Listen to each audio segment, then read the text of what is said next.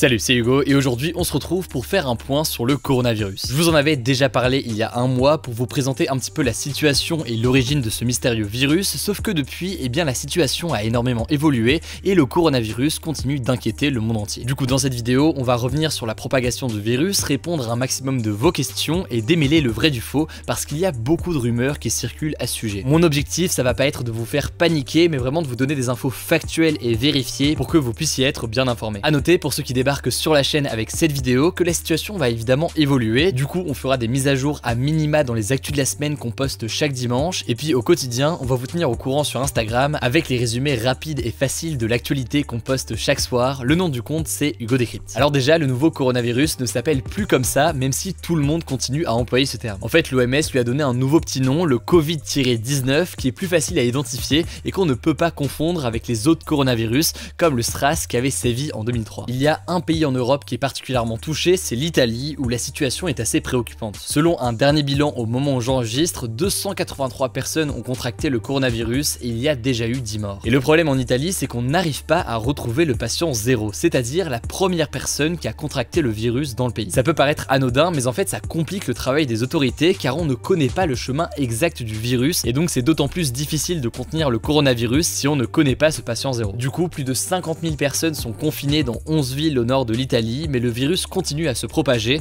notamment en Toscane et en Sicile. En Europe, il y a aussi l'Espagne qui est touchée et en ce moment, il y a plus de 1000 personnes qui sont bloquées sur une île aux Canaries depuis mardi. En effet, un Italien a été contrôlé positif au coronavirus là-bas et du coup, tout le monde sur l'île doit rester sur place, un peu comme le paquebot au Japon dont je vous ai déjà parlé. En France, il y a eu 3 nouveaux cas signalés de coronavirus, dont un mort et c'est le premier Français à mourir du coronavirus. Il avait 60 ans, il était enseignant dans un collège dans l'Oise en région parisienne et ce qui inquiète, c'est qu'il n'était pas allé dans une zone à risque. En fait, pour chaque cas de personne qui a le coronavirus, il faut savoir qu'un contact tracing du patient est établi. En gros, on essaie de retracer l'itinéraire du malade pour voir quelles personnes peuvent avoir été en contact avec lui et pourraient donc être potentiellement infectées. C'est d'ailleurs aussi pour ça que c'est important de retrouver le patient zéro en Italie. En France, le ministère de la Santé a d'ailleurs activé depuis le 1er février un numéro de téléphone spécial pour qu'on puisse avoir des infos sur le coronavirus et des conseils pour les personnes qui ont voyagé dans une zone où circule le virus. L'éducation nationale a également demandé aux élèves qui reviennent de vacances en Asie ou d'Italie de rester chez eux pendant 14 jours. Certains scientifiques reprochent quand même l'efficacité de cette mesure puisqu'ils affirment que les enfants chez eux ne restent pas seuls et que logiquement ils pourraient donc contaminer aussi leurs parents par exemple. Évidemment, vous en avez peut-être entendu parler, mais certaines personnalités politiques comme Marine Le Pen réclament un contrôle à la frontière. La Russie a par exemple déjà opté pour cette mesure de façon radicale en interdisant l'entrée aux citoyens chinois dans son pays. Sur la question des frontières, les scientifiques considèrent que les fermer serait inefficace tout simplement parce que aucun contrôle aux frontières ne serait parfaitement étanche et donc le virus continuerait à passer. Surtout, fermer une frontière terrestre avec l'Italie par exemple ne servirait à rien si l'on peut encore arriver sur le territoire en avion, en bateau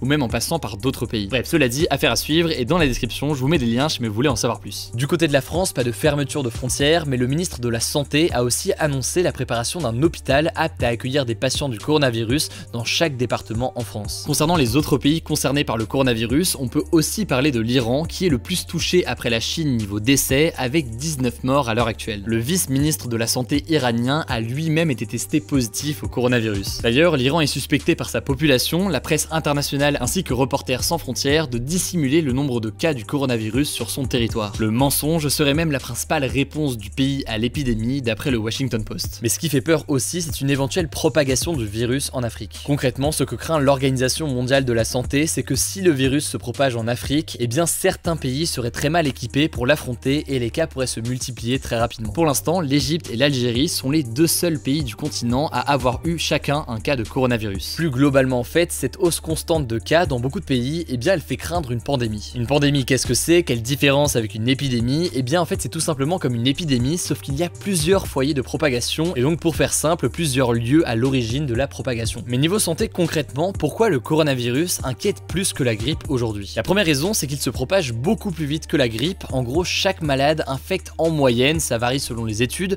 mais en moyenne 2 à 3 personnes contre environ 1,3 pour la grippe. L'autre différence avec la grippe, eh bien c'est qu'on n'a pas de vaccin pour ce coronavirus et même si on en trouve un, eh bien ça pourrait prendre plusieurs mois avant de pouvoir l'utiliser. Par contre, la grippe et le coronavirus, eh bien c'est les mêmes symptômes au départ, c'est-à-dire de la fièvre, des courbatures, des frissons, des maux de tête et éventuellement de la toux, une fatigue intense, des diarrhées et pour les cas les plus sévères, des difficultés respiratoires respiratoire. Enfin donc ça se transmet par voie aérienne, mais selon l'OMS, le taux de mortalité du Covid-19 est de 3%, donc bien en dessous du SRAS qui était le coronavirus de 2003 et qui avait un taux de mortalité de 9,6%. Ce qu'il faut savoir également, c'est qu'il y a des patients qui portent le virus mais qui n'ont pas les symptômes, on dit qu'ils sont asymptomatiques. Il est donc difficile de les diagnostiquer et la question est de savoir s'ils sont contagieux ou non, et ça malheureusement on n'a pas encore la réponse. Très rapidement, au-delà des conséquences sur la santé, le coronavirus il provoque aussi des conséquences économiques. Déjà en Chine, l'économie tourne au ralenti et dans les provinces touchées, les travailleurs sont invités à rester chez eux. Logiquement aussi, les Chinois consomment très peu et les grandes chaînes occidentales comme Ikea, Apple ou encore Starbucks ferment leurs magasins. Au-delà de ça, la Chine, eh bien c'est loin d'être le plus petit pays de la planète, c'est le premier pays importateur et exportateur au niveau mondial. Donc si l'économie chinoise est à l'arrêt, eh bien le monde subit aussi ce ralentissement. En France par exemple, on est très dépendant des approvisionnements de la Chine dans l'automobile et la santé. D'ailleurs, selon Bruno Le Maire, qui est le ministre de l'économie, il faudrait dès maintenant relocaliser ses activités pour éviter des pénuries. Concrètement, la bourse chute pas mal aussi ces derniers jours, je rentre pas dans les détails sur ce point, mais je vous mets un lien dans la description si jamais ça vous intéresse. Donc là c'est les conséquences sur l'économie, mais il y a aussi des conséquences dans d'autres domaines, comme le sport, avec pas mal de questions qui se posent. La première grande question, c'est par rapport aux Jeux Olympiques qui doivent avoir lieu cet été à Tokyo. Pour l'instant, logiquement, il n'y a pas d'annulation de prévu, sinon on vous en aurait parlé, mais selon les organisateurs, il est hors de question de reporter ou d'annuler les Jeux. Pourtant, et vous le savez peut-être si vous êtes un peu sportif, plusieurs compétitions ont déjà été reportées, comme le championnat japonais de football ou encore les matchs de rugby de l'équipe féminine italienne. En Italie d'ailleurs, c'est plusieurs matchs qui vont se tenir à huis clos ce week-end, c'est-à-dire sans aucun supporter pour limiter les déplacements. Je vous l'ai dit, du coup, il se passe beaucoup de choses et on va suivre tout ça directement sur Instagram avec les petits résumés rapides et faciles qu'on poste chaque soir à 18 h. Si vous n'êtes pas encore abonné, le nom du compte c'est Hugo Décrypte et puis évidemment, on va vous tenir au courant dans les jours à venir directement sur YouTube. Écoutez, du coup, je crois que j'ai tout dit, je vous souhaite une bonne semaine et on se dit à dimanche pour les actus de la semaine.